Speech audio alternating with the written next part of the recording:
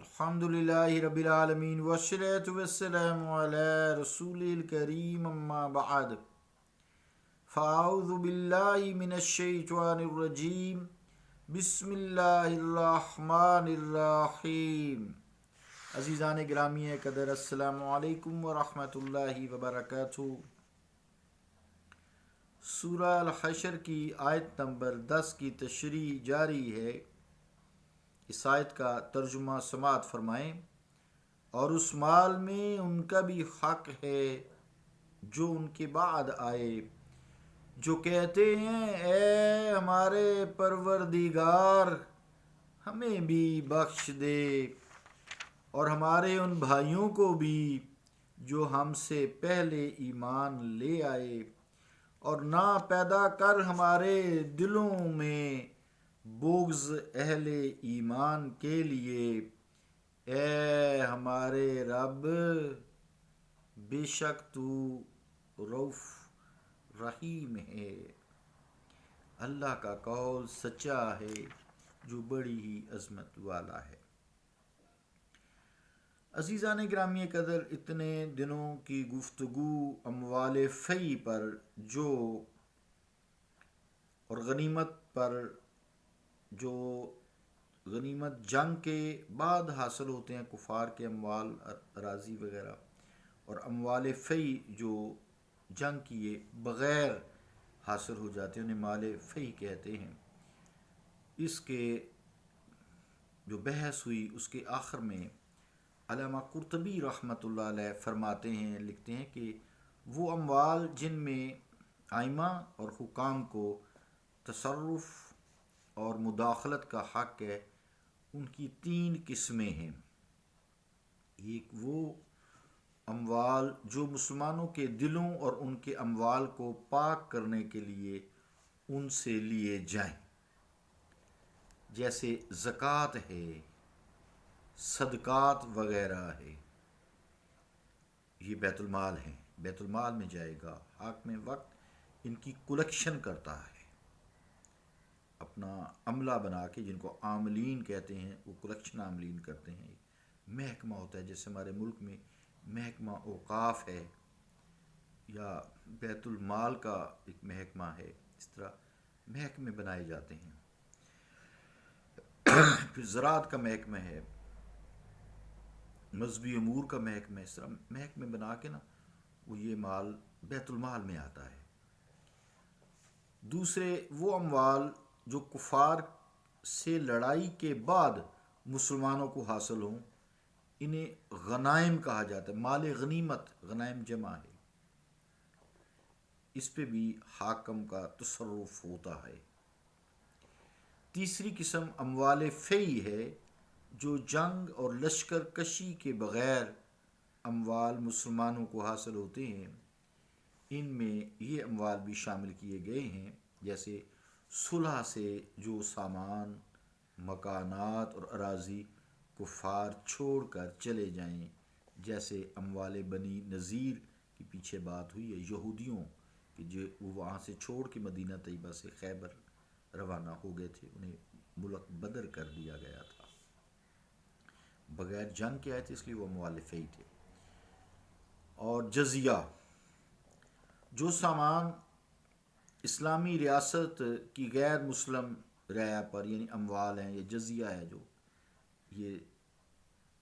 جو بہت امیر کافر ہیں، غیر مسلم جو ہوتے ہیں، چاہے وہ اہل کتاب ہیں چاہے وہ اہل کتاب نہیں، یعنی عیسائی ہیں، یہودی ہیں، اور اگر اہل کتاب نہیں تو ہندو ہیں یا پارسی ہیں، جو دوسرے بھی ہیں، تو ان پہ جو جزیہ ہے، جیسے بہت امیر کبیر ہیں تو 48 درم سالانہ ہے۔ ایک درم کی قیمت اگر 50 روپے بھی لگائیں تو تھوڑا سا بنتا ہے سالانہ۔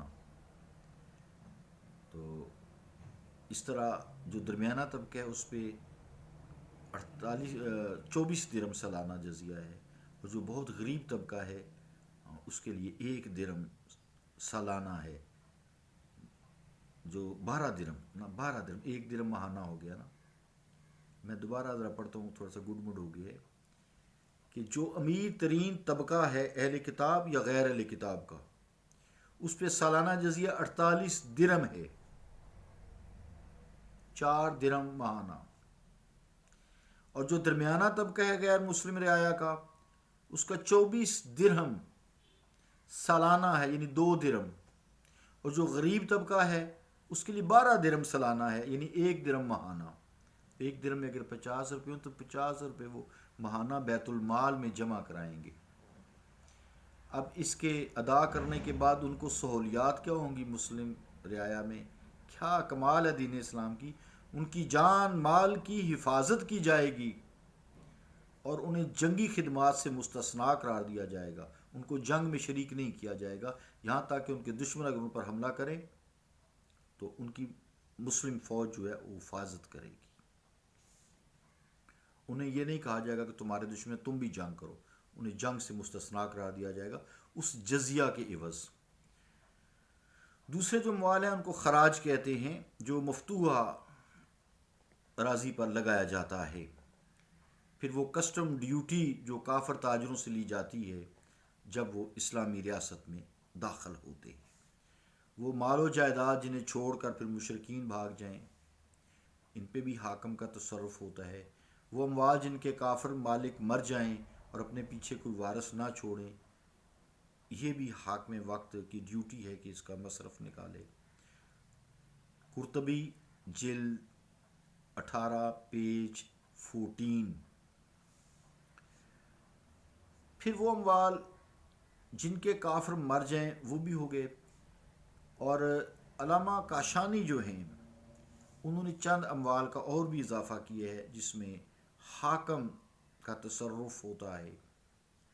وہ ہے زر فدیہ، جو کسی علاقہ کے لوگوں نے جنگ کے بغیر ہی مسلمانوں سے امان حاصل کی اور اس کے لیے ادا کرنا قبول کیا، فدیہ دینا۔ جزیہ اور ہے جو حکومت کا ٹیکس ہے، اور فدیہ انہوں نے خود بخود کہہ دیا بھی فصل سے یا اتنے مال سے ہم آپ کو سالانہ دیں گے، جو بیت المال میں جائے گا، جو حاکم وقت کے تصرف میں آئے گا وہ استعمال کرے گا۔ پھر وہ اراضی جو کسی کے قبضہ میں نہ تھی، شمالات انہیں کہتے ہیں۔ سابق حکمران خاندانوں کی جاگیریں، بعض کا ناجائز انہوں نے قبضے کیے ہوتے ہیں، تو ان کی جاگیریں بھی بیت المال کی حصے میں آئیں گی، اور حاکم وقت موجودہ وقت کا ان کا تصرف کرے گا۔ اسی طرح سابق حکومتوں کی املاک ہیں، بعض کا سارے بھاگ جاتے ہیں، اسلامی جنگوں میں ایسے لوگ بھی ہوتے ہیں یا فوت ہو جاتے ہیں، ان کی زمینیں جائیدادیں سب بیت المال کا حصہ ہے۔ پھر بنی تغلب کی زکوٰۃ، یہ بدائع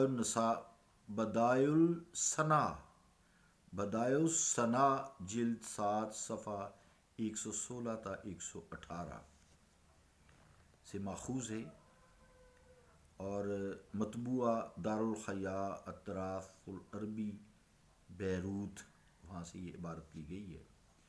عزیزان گرامی قدر، ان اموال کے مصرف کے بارے میں مختلف علماء خیر کی آراء بھی سماعت فرمائیں۔ امام ابو حنیفہ رحمۃ اللہ علیہ، امام احمد رحمۃ اللہ علیہ، امام مالک رحمۃ اللہ علیہ کی رائے یہ ہے لا یخمس بل جمیع للمصالح المسلمین کسد الثغور وبناء القناطیر والجسور ویؤتی القضاء والمحتسبین وعمالهم وعلماءهم، علماء ہے یہ لفظ کہ والمحتسبین وعمالهم وعلماءهم کذا فی الہدایہ، تفسیر مزری جلد 9 پیج 249۔ عزیزان گرامی قدر، مراد یہ ہے اس عربی عبارت کی کہ ان اموال کا خمس یعنی 5واں حصہ نہیں نکالا جائے گا، بلکہ تمام کے تمام عام مسلمانوں کی فلاح و بہبود کے لیے بیت المال حاکم وقت کی مرضی سے خرچ کرے گا۔ جس طرح سرحدوں کی حفاظت ہے، فوج پہ خرچ کرے گا، پلوں کی تعمیر ہے، سڑکوں کی تعمیر ہے، پھر قاضیوں کی پیمنٹ ہے، ان کے وظائف تنخواہیں جو ہیں، اسی طرح دیگر ملازمین جو عاملین ہیں، زکوٰۃ صدقات اکٹھے کرتے ہیں، ان سے اس کی مد سے دی جا سکتی ہے، اور ان کے ماتحت وغیرہ ہیں ان کی تنخواہیں اس طرح بیت المال سے ادا کی جائیں گی۔ جو اسلامی گورنمنٹ کے جو ہیں ماتحت ہوتے ہیں۔ آخری جو حصہ ہے اس میں فرمایا کہ یہ بعد میں آنے والے جنہیں اموال فی کا حقدار بنایا گیا ہے ان کے اصول میں ان کا عمل دخل تو نہیں ہے، بعد میں تو وہ آئے نا، یہ مہاجرین و انصار کی قربانیوں کا پھل کھا رہے ہیں۔ آج ہم ان کی قربانیوں کا، سچی بات ہے، آقا کے غلاموں کی قربانیوں کا ہم پھل کھا رہے ہیں۔ اس لیے ان کا فرض ہے کہ ان کو اپنی نیک دعاؤں میں یاد رکھیں۔ بس اتنا ہی میں کہوں گا، آپ کے غلاموں کو نیک دعاؤں میں یاد رکھیں، جو کہ آیت یہی کہہ رہی ہے۔ اللہ تعالیٰ تو حکم دے رہا ہے ہمیں ایسے ہی کرو، ان کے لیے دعائیں مانگو، لیکن ہم کیا کرتے ہیں؟ بس دعا فرما دیا کریں۔